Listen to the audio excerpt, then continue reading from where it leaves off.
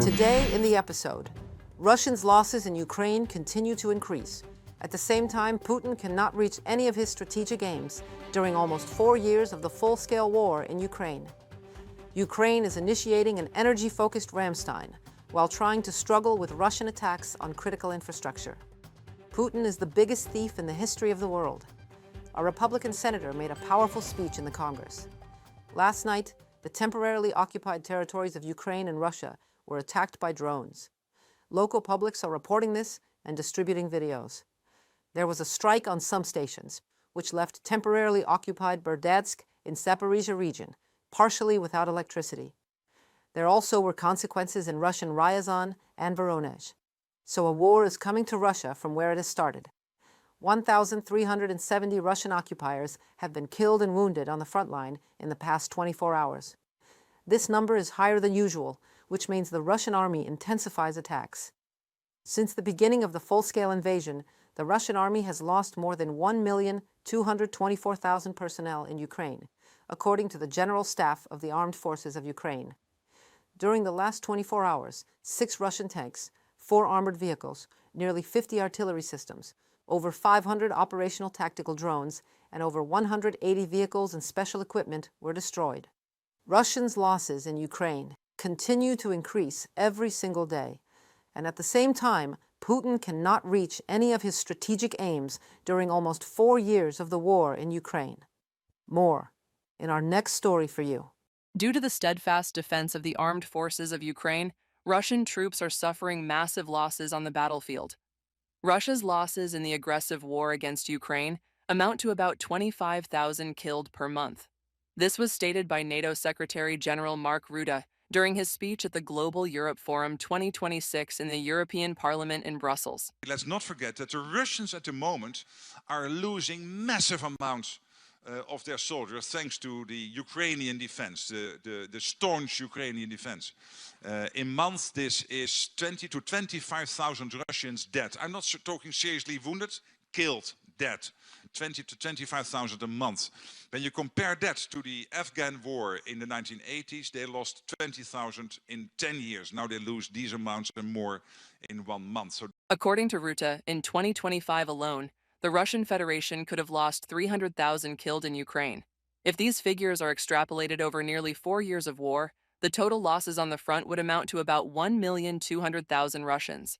The invaders continue constant assaults on the front in Ukraine. According to Ukrainian President Volodymyr Zelensky, the current period is the most difficult. Taking into account both the weather and Russia's attempts to pretend that the need to end this war does not concern them. The assaults continue. The defense of our positions continues. Russian losses must not decrease. Our defense on the front is our strength in diplomacy. Ukraine must be strong. The pace of replenishing losses in the Russian army is not keeping up with the needs of conducting operations. During 2025, the enemy planned to create 17 divisions, but formed only 4. This is the most striking confirmation that the invaders' forces are sufficiently limited, experts note. In December last year, Ukraine's defense forces eliminated as many occupiers as Russia was able to recruit in a month. Fighting in the Pokrovsk area continues with particular intensity, and the enemy is desperately trying to push forward to finally capture this settlement. The situation is very tense. Nevertheless, the price of this issue for the enemy is becoming practically unbearable. If we talk directly about the front line, about the troop grouping operating against Ukraine, then today the pace of replenishing losses is not keeping up with the needs of conducting operations. Russia is preparing for large-scale reinforcement of its military units in 2026 and plans to actively recruit on contract not only citizens of the Russian Federation, but also residents of the temporarily occupied territories of Ukraine. This concerns Donetsk and Luhansk regions, occupied Crimea and the city of Sevastopol, as well as parts of Zaporizhia and Kherson regions. According to Ukrainian intelligence, in the first 10 days of 2026 alone, the invaders have already recruited about 130 people from the occupied territories of Ukraine into their army. According to experts, the Russians are not even managing to deliver the necessary number of people to the front line. That is why they are applying so-called non-traditional methods of manning their troops. Recently, videos with dark-skinned mercenaries, or as the Russians call them, one-time coal, who are used in combat engagements, have become popular. The enemy still has the capability to conduct combat operations. Yes, the enemy can press and create numerical superiority. But to say that today they have the opportunity to independently determine the direction of the main strike and quickly concentrate there and advance, I would not do that. Russia's full-scale war against Ukraine has been ongoing for more than 1,418 days, longer than Nazi Germany's war against the Soviet Union. Kremlin propaganda still relies on myths about that war, trying to justify the current aggression against Ukraine. However, despite many years of preparation and significant resource superiority, the Russian army has still not come close to the goals set by Putin. Reported by Victoria Chistukina, UATV News. Russian strikes have destroyed a major energy facility in Kharkiv, leaving around 400,000 people without heating and electricity. President Volodymyr Zelensky said this during a video call with NATO Secretary General Mark Rutte. With winter conditions in place, the outage has affected large parts of the city. Kharkiv Mayor Ihor Terekov said local authorities had prepared for different scenarios and are now acting in a clear and responsible manner to stabilize the situation and restore services as quickly as possible. The enemy has destroyed a large object of critical energy infrastructure. The headquarters for overcoming the consequences of emergencies is working 24/7. Emergency services and specialists are on site. We are doing everything possible to minimize the consequences of enemy strikes and maintain control of the situation.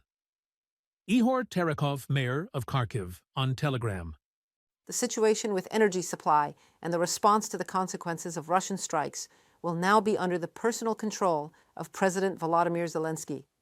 He announced this in his evening address, saying he has taken a key decision to ensure tighter coordination and faster responses across all levels of government. A special coordination call with everyone responsible for recovery and management under such an emergency. Energy, provision of services in cities and villages, from the government and the military to the regions, regional authorities and community leaders. Tasks have been defined. First and foremost, to increase electricity imports and all possible options for backup supply and support. As for assistance points in cities, there are separate tasks for the Ministry of Internal Affairs, including in terms of keeping people really informed. Everyone must be able to contact the 112 hotline and receive assistance and get information on heating and electricity supply. President Volodymyr Zelensky has urged the United States and its partners to sharply increase pressure on Russia. He said Moscow is deliberately trying to destroy Ukraine's energy system and break civilians through prolonged outages. Zelensky noted that when Ukrainians are left without electricity for 20 to 30 hours because of Russian strikes, the response should be stronger pressure on Russia, not concessions. Ukraine is initiating an energy-focused Ramstein format in response to Russia's attacks on its energy infrastructure. Foreign Minister Andriy Sybiha said the move is being prepared jointly by the Foreign Ministry and the Energy Ministry, following instructions from Prime Minister Yulia Sviridenko. He added that Ukraine is in constant contact with the European energy community to strengthen the Energy Support Fund of Ukraine and purchase critical equipment through the fund. The difficult situation in the energy sector due to Russian shelling, we are attracting increased support from partners. In accordance with the instructions of the President of Ukraine, Volodymyr Zelensky, the Ministry of Foreign Affairs is working with all our partners to attract additional contributions to strengthen the energy sector. This week, we already have a large package of $200 million from Norway for the purchase of gas and equipment. In the near future, we expect new bilateral energy support packages from other partners. Andriy Sybiha, Minister of Foreign Affairs of Ukraine, on Facebook. Poland was very close to a nationwide blackout in December due to a Russian attack. Minister of Digitalization Krzysztof Gawkowski said. He noted that in recent weeks, authorities have recorded a series of sabotage attempts aimed at destabilizing the country's energy system. According to Polish government sources, these actions were part of a broader effort to disrupt critical infrastructure.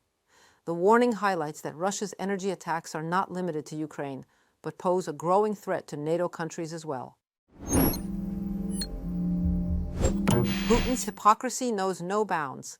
During a speech in the Kremlin to foreign delegations, the Kremlin dictator announced violations by NATO countries of the UN Charter. However, let's figure out how many times Russia has violated international law and the sovereignty of other countries. Invasion in Georgia and annexation of South Ossetia and Abkhazia in 2008. Illegal annexation of Crimea and Donbass in 2014, and a full-scale invasion of Ukraine in 2022. And after all this, Putin dares to declare compliance with international law. Security must be truly comprehensive and therefore equal and indivisible, and it cannot be ensured for someone at the expense of the safety of others. This principle is enshrined in fundamental international legal documents. Neglecting this basic vital principle has never led to anything good and will never lead to anything good. Putin is the biggest villain in history, said the influential Republican senator and chairman of the U.S. Senate Committee on Armed Forces, Roger Wicker, during a speech in support of Ukraine. The senator pointed out that Putin has repeatedly demonstrated that he is not interested in peace talks, as evidenced by his actions, including large-scale air attacks on Ukraine. The senator reminds that the Kremlin kidnapped more than 20,000 Ukrainian children and subjected them to so-called brainwashing. Wicker adds that all dictators seek refuge in Moscow, including former Syrian leader Bashar al-Assad, whose regime was overthrown. Venezuelan dictator Nicolas Maduro could also flee to Russia. Iran's supreme leader is also considering the option of hiding in Russia amid mass protests in his country. Vladimir Putin is unrepentant. He is ever and will always be the KGB agent. He is a dictator with decades of bloodshed on his hands.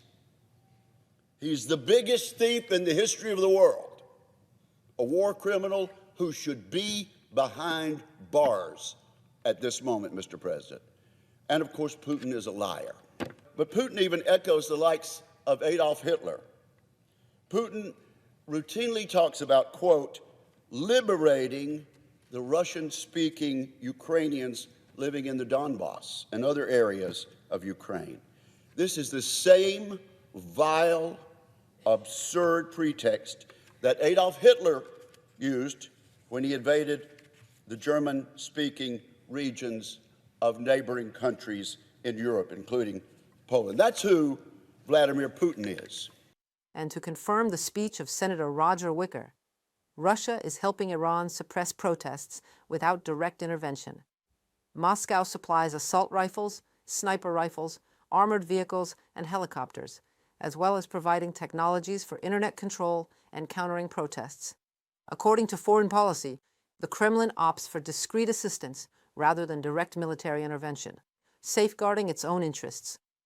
Following previous waves of protests, an Iranian delegation visited subsidiaries of the Russian defense conglomerate, where they discussed stun devices, flash grenades, and explosive charges designed to neutralize demonstrators while minimizing political fallout. That's all for today's News Digest. Stay informed, stay critical. Like the video, subscribe, and share your thoughts in the comments. See you next time.